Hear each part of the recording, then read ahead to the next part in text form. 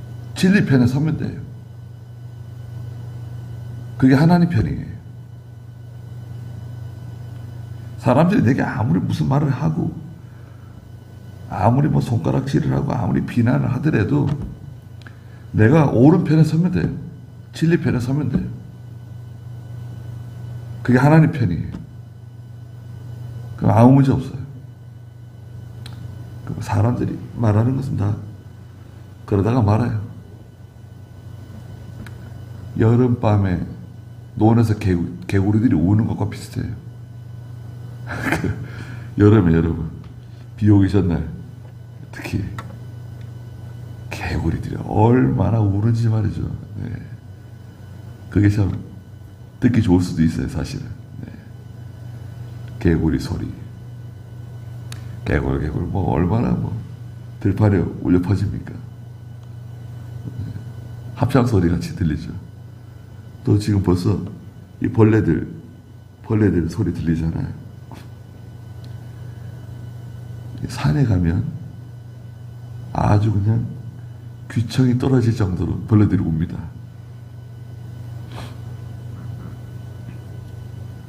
참 좋죠. 예. 벌레 소리 들리죠. 바람 소리 들리죠. 물이 흐르는 개울물 흘러가는 소리 들리죠. 네. 그게 참 좋은 겁니다. 사람들이 말하는 거는요, 그렇게 힘이 있지 않아요. 그게 진리고, 그게 의이고, 선이라고 하면, 우리는 거기에 굴복하고 복종합니다. 따라갑니다. 그러나, 그게 의가 아니고, 선이 아니고, 진리가 아니면, 또 그것이 옳은 것이 아니면 우리는 거기에 동의할 수 없어요. 잠잠할 수 없습니다. 그렇잖아요.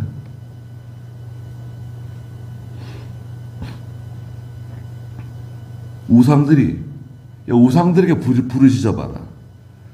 네가 섬기는 우상들 그렇게 자녀를 불살라가면서 자녀를 희생해가면서 그 재산을 희생해가면서 우상 열심히 섬겼는데 그 우상들에게 부르짖어 보라는 거예요. 이제 어려운 일 만났으니 우상들에게 한번 호소해 보라는 거예요. 너를 구원하게 하여라. 그러나 13절 중간에 그것들은 모두 바람에 날아가며 입김에 불려가겠으나 나 여호와께 피하는 사람은 땅을 차지하며 거룩한 산을 물려받을 것이다. 바람에 날아가며 입김에 불려간다. 아무 영향을 주지 못한다는 거예요. 힘이 없다는 거예요. 무익한 우상은 전혀 무익해요.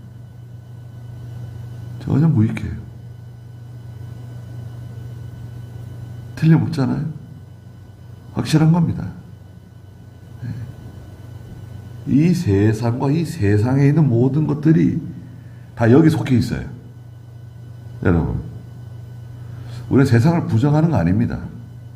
이 세상을 부정하지도 않고 또 우리는 염세주의도 아니에요. 이 세상은 헛된 것이다. 염세적으로. 염세주의 아닙니다. 또 우리는 금욕주의 아니에요. 기독교는 금욕주의 아닙니다. 예. 아니에요. 하나님께서 정복하고 다스리고 땅에 충만하라 그랬는데 그게 왜 금욕주의입니까?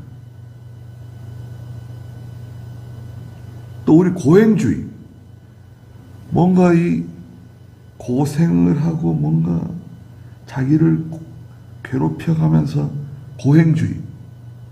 우리가 하나님 성경에 고행주의예요? 아니에요. 우리는 일정한 절제하고 삼가 조심하는 것이 고행주의 아닙니다. 고행주의, 저 불교, 천주교, 저 완전히 고행주의죠. 자기가 자기의 행위를 통해서 석가모니 되겠다는 거 아니에요. 성자 되겠다는 거 아닙니까? 인간의 의로 구원받겠다는 거 아니에요. 알미니안주의, 고행주의예요. 우리는 뭡니까? 13절 마지막에 있는 것처럼 여호와께 피하는 사람들이에요. 그러면 땅을 차지한다. 거룩한 산을 물려받는다. 땅이나 산은 우리 영역이에요. 영역. 다스리는 영역. 우리가 지배하는, 다스리는 내 영향력이 미치는 영역. 땅을 차지하고 거룩한 산을 물려받는다. 또 하나님께서 부동산도 많이 주실 수 있죠.